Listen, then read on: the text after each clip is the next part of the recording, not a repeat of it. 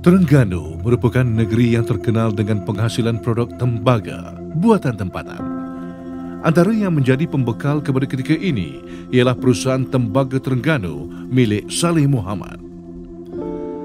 Produk tembaga yang dihasilkan adalah mengikut permintaan semasa seperti perkakasan dapur, acuan kuih dan juga periuk. Penghasilannya pula diwarisi turun-temurun dan dilakukan secara tradisional.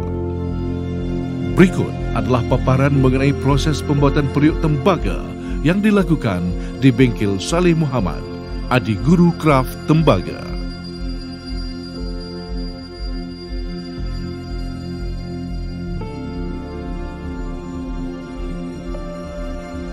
Setiap produk tembaga bermula dengan acuan. Proses pertama dalam pertukangan tembaga ialah penghasilan acuan. Acuan utama atau master mold yang direndam di dalam air sabun akan dicelup ke dalam lilin cair. Ia perlu direndam di dalam air sabun bagi mengelak lilin melekat secara terus ke acuan dan memudahkan acuan lilin keluar daripada acuan utama. Setelah dicelup ke dalam lilin sebanyak 2 lapisan, sejalur lilin akan ditampal di sekeliling acuan. Ia bertujuan sebagai tulang yang akan menjadi bibir kepada periuk di samping menguatkan strukturnya.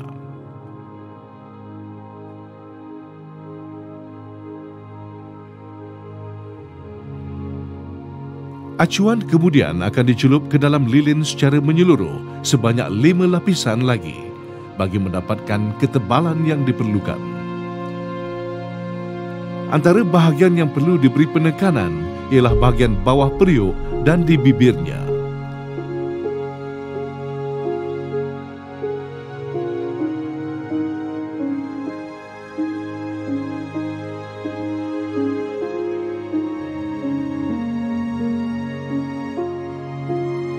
Setelah mendapat ketebalan sekitar 5 ke 6 mm, acuan akan dicelup ke dalam air agar cepat keras bagi memudahkan lebihan lilin di bahagian dalam dibuang. Acuan utama dan acuan lilin akan dipisahkan dengan menggunakan pisau. Acuan utama kemudian akan direndam dan digantung bagi mengeluarkan acuan lilin yang telah keras.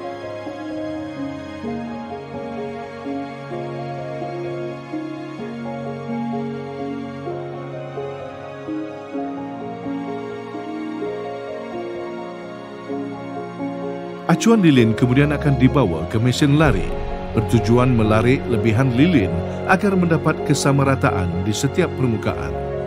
Di sini juga, bahagian bibir periuk akan dipotong bagi mendapatkan saiz dan kemasan yang sebenar.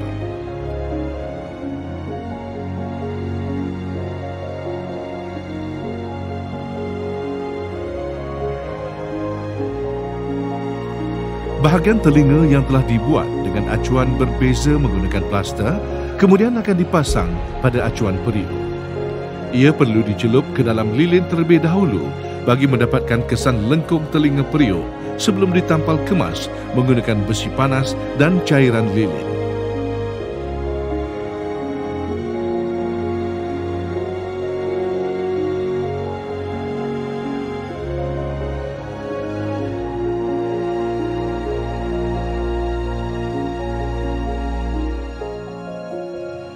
Acuan lilin kemudian perlu dicelup ke dalam selut.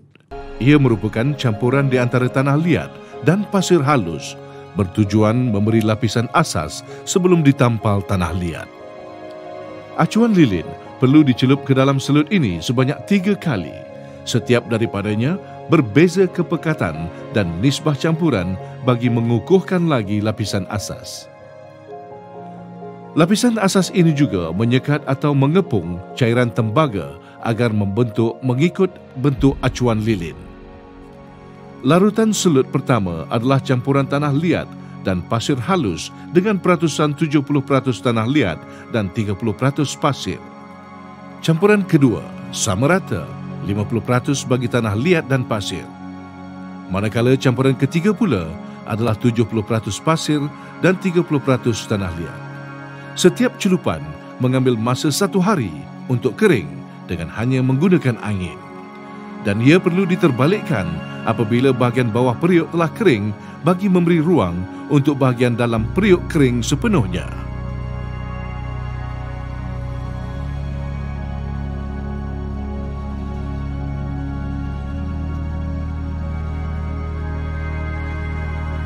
Proses seterusnya setelah acuan lilin selesai dengan proses lapisan pertama ialah menampal tanah liat. Sejumlah tanah liat kemudian akan diambil untuk dicampur dengan pasir bagi menghasilkan campuran untuk menampal.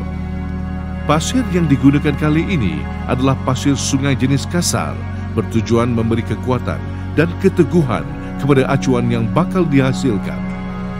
Campuran tanah liat dan pasir ini adalah sama rata dengan nisbah 1:1. Apabila campuran telah digaul rata, proses menampal akan bermula. Acuan lilin perlu dibasahkan sedikit terlebih dahulu supaya tampalan mudah melekat. Bahagian dalam acuan merupakan bahagian pertama yang perlu ditampal. Keseluruhan bahagian harus ditampal dengan kemas dan diratakan dengan ketebalan sekitar setengah inci. Setelah keseluruhan bahagian dalam dan telinga ditampal, ia perlu dijemur selama 1 hari.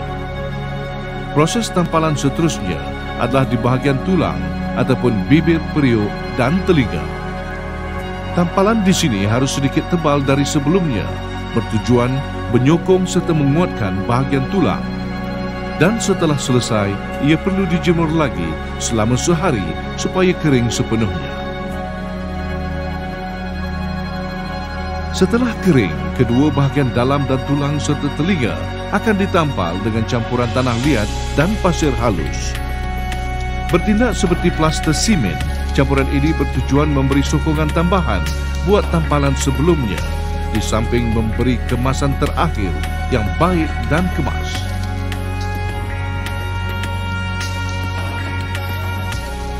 Dan apabila selesai kesemua bahagian dilitupi, ia perlu dijemur selama 1 hari sehingga kering dan kukuh. Proses tampalan kemudian diteruskan di bahagian bawah acuan seperti sebelumnya. Ia perlu dibasahkan agar campuran mudah melekat.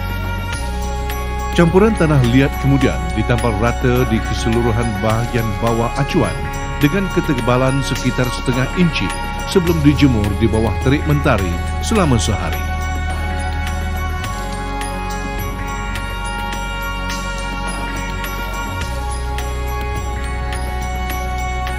Apabila kering, bahagian bawah acuan juga akan ditampal dengan campuran tanah liat dan pasir halus.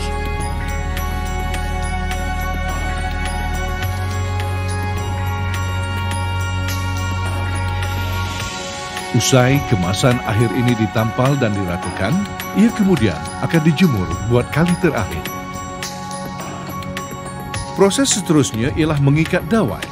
Ia bertujuan memberi keteguhan kepada keseluruhan acuan supaya dapat menampung berat tembaga apabila dituang nanti. Hujung bahagian telinga kemudian akan dipecahkan sedikit sehingga menampakkan lilin untuk dibuat cerobong. Dawai pula perlu ditampal bagi mengelak ia daripada bergerak dan menghancurkan acuan. Cerobong kemudian akan dibuat di hujung telinga. Ia bertujuan memberi laluan untuk mengeluarkan lilin yang akan dicairkan nanti. Setelah siap, acuan akan ditempatkan bersama dengan yang lain dan sedia untuk proses seterusnya.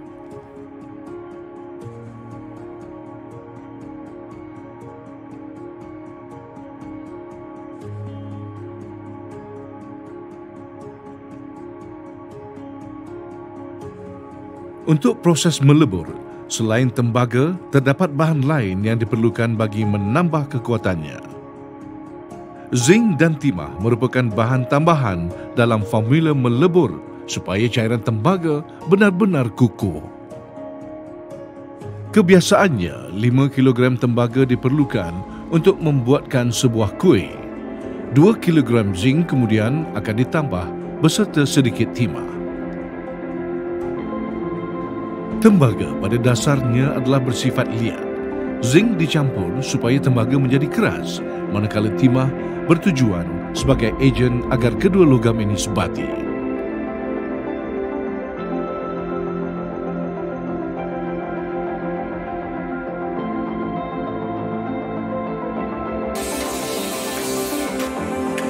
Kuih kemudian akan diletakkan ke dalam dapur sebelum ditambah arang untuk proses melebur. Namun sebelum itu, lilin di dalam acuan harus dicairkan terlebih dahulu.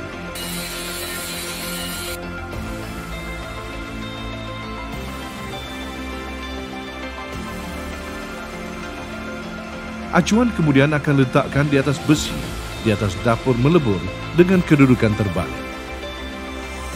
Api akan dinyalakan sedikit besar agar lilin cair dengan sekadar. Kurang 10 minit, lilin akan cair sepenuhnya. Ia dapat dilihat apabila lilin mula menitis keluar daripada cerobong.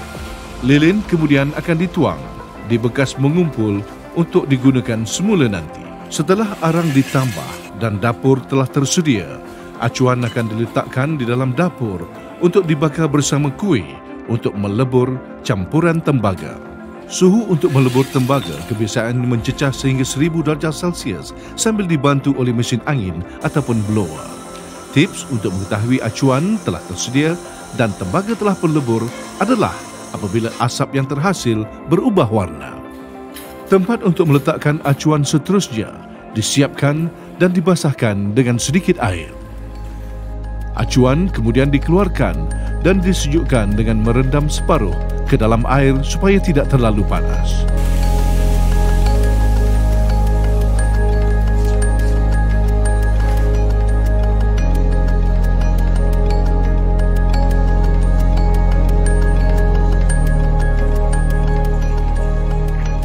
Kawasan sekeliling acuan kemudian diratakan dengan pasir bagi mendapatkan kestabilan dan mengelak ia daripada bergerak ketika tembaga dituang. Kepingan aluminium kemudian ditambah ke dalam kedua-dua kuih sebagai penambah perisa bagi mengeluarkan sebarang benda asing yang mungkin ada di dalam leburan tembaga. Arang yang termasuk di dalam kuih kemudian akan dikeluarkan daripada leburan tembaga sebelum ia dituang ke dalam acuan. Apabila menuang tembaga, ia perlu dilakukan serentak di kedua-dua cerobong. Ia bagi memastikan tembaga memenuhi acuan secara rata dan tidak berlaku sebarang kecacatan. 2 kuih tembaga cair dapat menghasilkan 3 acuan periuk tembaga dengan saiz 11 inci.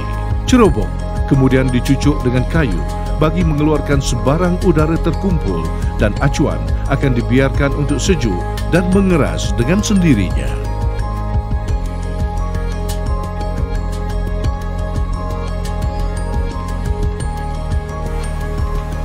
Setelah tembaga sejuk, acuan akan dibawa keluar untuk mendapatkan hasilnya.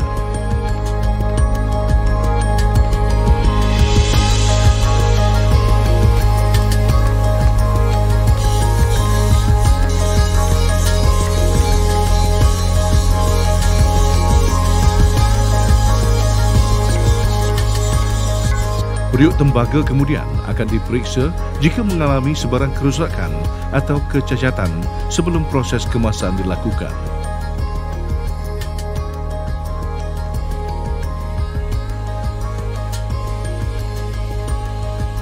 Sebelum kemasan periuk tembaga dilakukan, lebihan tembaga di bahagian telinga harus dipotong.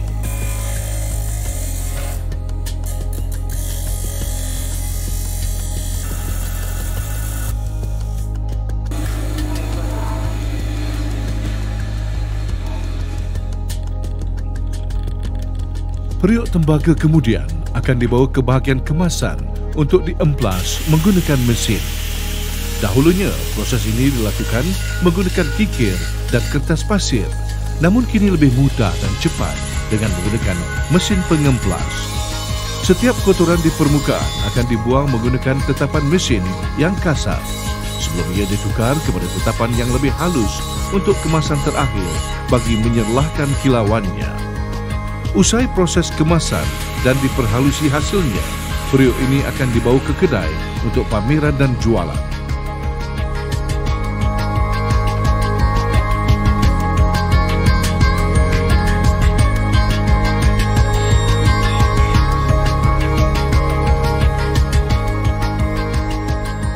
Hasil seni pertukangan tembaga merupakan seni tradisi yang diwarisi turun-temurun sehingga kini.